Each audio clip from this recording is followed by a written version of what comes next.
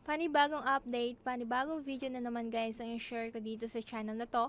So kung bago pa lang kayo, mag-subscribe muna and then hit yung bell button para updated po tayo lagi dito sa aking channel. So yun nga guys, may share ko sa inyo about sa investment platform, about po siya sa PMix. So dito nga po guys is magre-raise po kayo ng inyong sariling pera. So kung gusto nyo to, panoorin nyo. So kung paano nga po tayo makapag-register, kailangan po natin i-input yung mobile number and then mag-create po tayo ng sarili nating password and then repeat password lang natin and then confirm, and then kung meron na po tayong sariling account, pwede na po tayo mag-login dito. So ilagin ko muna yung aking account.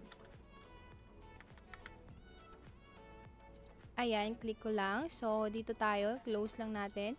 So, dito natin makikita ang mga products. So, first, pili lang po kayo kung meron na po kayong pera doon sa inyong mismong account. So, syempre guys, meron po ditong pinakababa na 400. So, may product price. So, kung gusto niyo yan, click niyo yung invest now, and then meron po dito 180 days, yun po yung cycle nila, and then may early profit po tayo. So, dito naman sa number 2, meron po ditong product price din na 1,000, and then early profit din po is 5, and then may 180 days din. And then dito naman sa number 3, 4,000, and then dito may 10,000. So, pataas pa na pataas po yung pwede natin dito i-invest. So, nasa inyo na lang kung madami kayong pera, is mas malaki din po yung makukuha nyo nakita dito. So, dito nga po guys, sa earnings, ayan.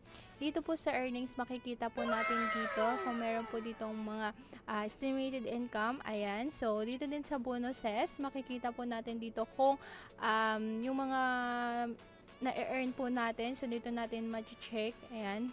So, ayan guys, huwag niyo pong kalimutan i-share yan sa inyong mga friends kung pwede din po sila mag-invest. So, i-click nyo po yun or copy nyo lang yung link and then isi-send nyo lang.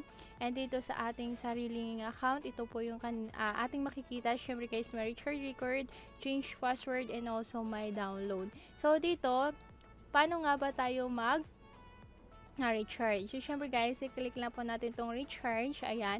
So, dito guys is meron po 400, 1,000, 4,000, 1,000. Yun po yung pwede natin i-recharge. So, pwede din po siya guys sa GCash or Pimaya. Ganon. So, like for example guys, recharge po tayo to. Like for example, 400 po yung i-recharge natin. I-click lang po yung recharge now, and then i-click nyo po yung mobile number nyo, and then next lang kasi papasok po mismo yung code sa ating SMS, and then ilalagay lang po natin yon.